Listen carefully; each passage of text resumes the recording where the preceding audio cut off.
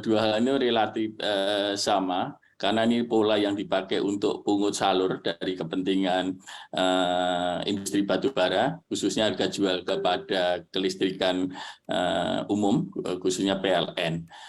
Satu hal yang membedakan adalah satu, kalau BLU itu bisa jadi dikelola pemerintah, MIP sendiri dikelola badan usaha. Sehingga yang membedakan itu. Sehingga menurut saya bagi industri sebenarnya mana apakah itu BLU atau MIP, ya kembali lagi mana yang paling cepat semestinya dikeluarkan untuk kembali lagi untuk mengatasi disparitas, itu yang paling penting, Mbak Maria. Ya.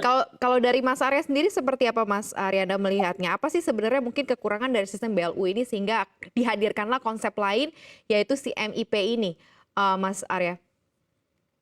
Ya, sebenarnya sih kami dari sisi pengusaha ya, harapannya agar ini segera dirilis oleh pemerintah. Apakah memang konsepnya balik lagi ke BLU atau memang MIP, Mitra Investasi Pemerintah. Jadi kita kan ini kan ingin agar menjaga kehandalan pasokan, ya pasokan terutama kelistrikan PLN maupun industri dalam negeri yang menggunakan batubara sebagai sumber energi. Jadi either way sih sebenarnya nggak ada masalah gitu, manapun ini. Hanya kalau tadi yang disebutkan oleh Mbak Maria bahwa nantinya akan ada iuran pendidikan, kesehatan atau sosial itu, ini menurut saya sih udah keluar dari pakem ya, karena ini kita konsep bicara B2B. Bagaimana pelaku usaha itu dalam menerapkan bisnisnya di dalam Indonesia akan ada pembayaran pajak maupun royalti dan lain-lain. Jadi sedangkan kalau bicara pendidikan sosial kesehatan ini kan menjadi bagian negara, jadi jangan itu dibebankan lagi pada pengusaha gitu. Sedangkan pengusaha ini kan sudah membayar pajak, sudah melaksanakan kewajibannya.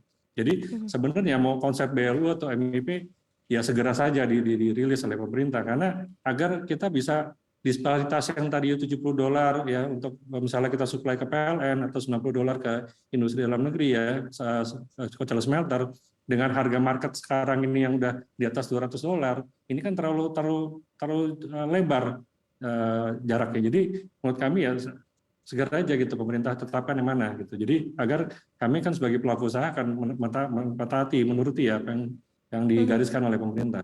Saya pikir gitu Mbak Maria. Kalau para pengusaha memang sudah diajak ngobrol untuk skema baru ini atau belum Mas Arya? Ya, memang kami perlu memberikan apresiasi ya kepada Kementerian SDM maupun dalam hal ini Direktur Jenderal Minerba ini sudah sangat komunikatif dengan kami. Jadi memang hanya tinggal sekarang perlu ditingkatkan lebih lanjut, terutama kami ya, Kadin ini sebagai salah satu institusi yang diatur dalam Undang-Undang Nomor 1 Tahun 87 sebagai payung dari dunia usaha ini, kami siap untuk bisa duduk bicara dengan pemerintah, memberikan masukan apa yang menjadi kebaikan bagi negara maupun dunia usaha. Jadi sebenarnya sih udah diajak bicara, Mbak Maria. Cuman memang kita perlu tingkatkan komunikasi ini menjadi satu yang lebih rutin gitu kan, karena apalagi kalau pemerintah menerapkan suatu kebijakan tapi tidak melibatkan kami dunia usaha kan tentunya kan suatu hal yang nggak mungkin gitu kan. Nanti kalau memberikan suatu aturan yang tidak bisa dijalankan oleh dunia usaha ya ini menjadi kendala juga kan ke depannya. Gitu. Jadi saya terus terang pribadi ya maupun mewakili Kadin memberikan apresiasi yang tinggi kepada Direktur Jenderal Minerba. Baik, Pak Singgi, nantinya nih ya secara administratif ya, lembaga mana sih yang akan ditunjuk untuk kemudian memungut MIP PNBN ini, begitu ya, yang sudah mungkin ada kajian bersama dengan Kementerian SDM. Ada banyak yang bilang katanya nanti akan dikaji oleh atau dikelola oleh SDM, ada yang Surveyor Indonesia yang bisa juga memungut MIP. Ini yang mana nih kalau sejauh ini berdasarkan info yang didapatkan oleh Pak Singgi? Satu hal Mbak, soalnya kan pembicaraan BLU ini kan sudah hampir 8 bulan kemarin. Lantas muncul MIP ini akibat dengan peraturan Menteri Keuangan PMK itu diharuskan ada pendanaan untuk kesehatan dan pendidikan. Dan saya setuju dengan Mas Rizky, soalnya ini kan pungut salur dikembalikan lagi untuk kepentingan industri. Sehingga urusan welfare mestinya bukan urusan korporasi, tapi urusan pemerintah. Tugas korporasi adalah bagaimana dia melakukan aktivitas, melakukan investasi, dan dia membayar pajak itu. Sehingga kalau saya melihat ke depan dan dari data yang ada, ini sebenarnya siapa yang mau mengelola? Kalau BLU kan telah ditetapkan saat itu yang mau mengelola adalah Lemigas. Namun kalau ini nanti siapapun yang merubah, katakan mau diubah siapa yang mengelola, itu menurut saya yang terpenting adalah satu, bahwa badan pengelola itu bukan badan yang terlibat di dalam mata rantai pasokan. Itu Oke. satu. Yang kedua yang paling penting, kembali saya juga memperkuat Mas Rizky, adalah satu, baik BLU maupun MIP itu pada dasarnya ada tiga hal yang menguntungkan, baik menguntungkan PLN, baik menguntungkan pengusaha maupun kembali lagi ke masyarakat. Dengan PLN diuntungkan karena apa? Karena tentunya BPP PLN dengan BLU dan MIP itu akan tetap, sehingga harga listrik bisa dikendalikan. Yang kedua, keuangan PLN juga akan lebih baik, negara tidak terjebak dengan tambahan fiskal APBN.